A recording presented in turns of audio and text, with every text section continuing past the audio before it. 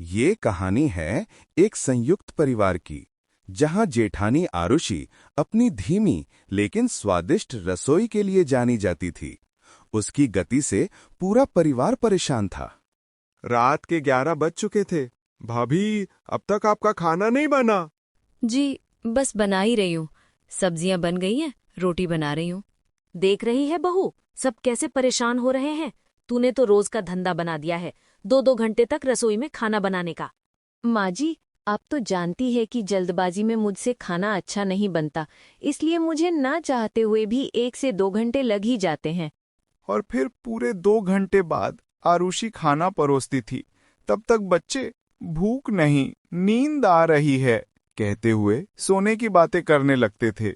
ये परेशानी रोजाना सुबह भी चलती थी। स्कूल और दफ्तर के लिए देर हो रही थी और सब रसोई के पास खड़े थे।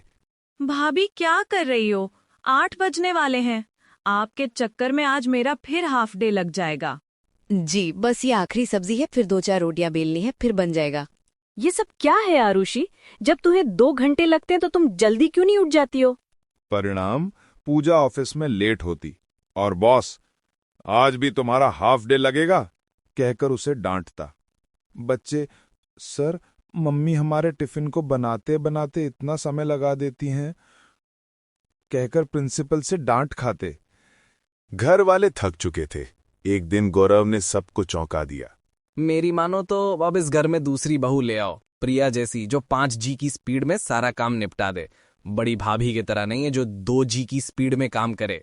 करवा दीजिए देवर जी की शादी। मैं भी उत्सुक हूँ ये देखने के लिए कि 2 मिनट का खाना कैसा होता है।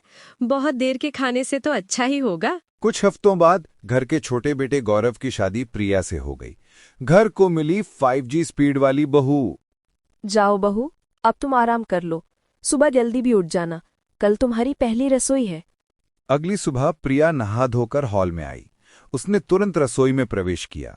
इतनी गर्मी में मैं रसोई में 1 से 2 मिनट से ज्यादा नहीं रह सकती, इसीलिए मुझे कुछ ऐसा बनाना होगा जो 2 मिनट में ही बन जाए।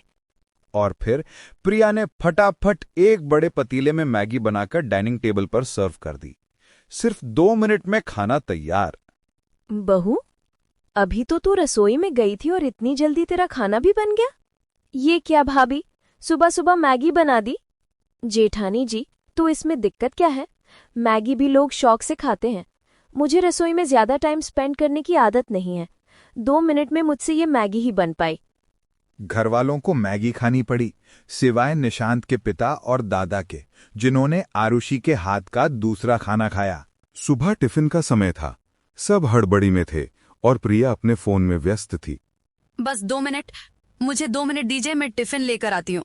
प्रिया ने भागकर रसोई से ब्रेड निकाली, मेयोनीज और कटी सब्जियां भरकर फटाफट सैंडविच बनाए और सभी के टिफिन में पैक कर दिए। अरे वाह देवरानी जी, आपने टिफिन तो 2 मिनट में पैक कर दिया। उस दिन पहली बार सब समय पर ऑफिस और स्कूल पहुंचे, लेकिन दोपहर में जब सबने टिफिन खोला तो हैरान रह गए। ये क्या सैंडविच लेकर आए हो? बच्चों वाला खाना। टिफिन में खाने की जगह तो इसने ये बच्चों वाला सैंडविच दिया है। इससे तो अच्छा होता कि मैं अपनी पत्नी के हाथ का बना टिफिन लेकर आता। देर से ही सही, पर खाने को कुछ अच्छा तो मिलता। रात को घर आकर सबने प्रिया को घेरा। मैं रसोई में यहाँ काम करने और आप लोगों के टिफिन पैक करने नहीं आई हूँ। मैं मुश्किल से 1 से 2 मिनट ही रसोई में रह सकती हूँ, और इतनी देर में मुझसे ये सैंडविच ही बन पाया। अब क्या हो गया आप लोगों को? अब तो आपकी पसंद की बहू 5G स्पीड में काम कर रही है। अब घर वालों ने आरुषि और प्रिया को सुधारने के लिए एक योजना बनाई। एक दिन अचानक पारुल और निधि नाम की 2 लड़कियां हाथ में खाने की थाली लेकर घर आईं।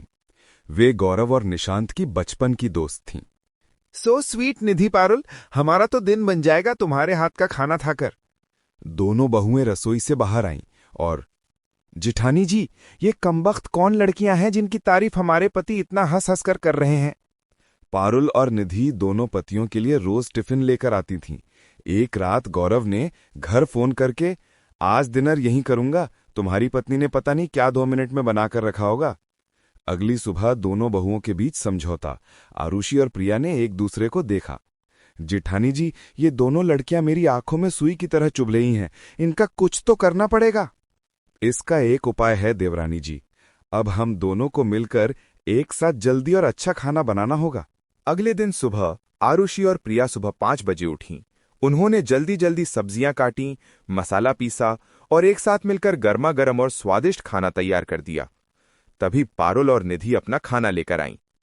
अरे, आज समय से पहले खाना कैसे बन गया? 1 मिनट, पारुल और निधि, हमने अपने हस्बैंड का टिफिन भी पैक कर दिया है, तो तुम अपना ये खाना ले जाओ और कोशिश करना कि कल से मत आना।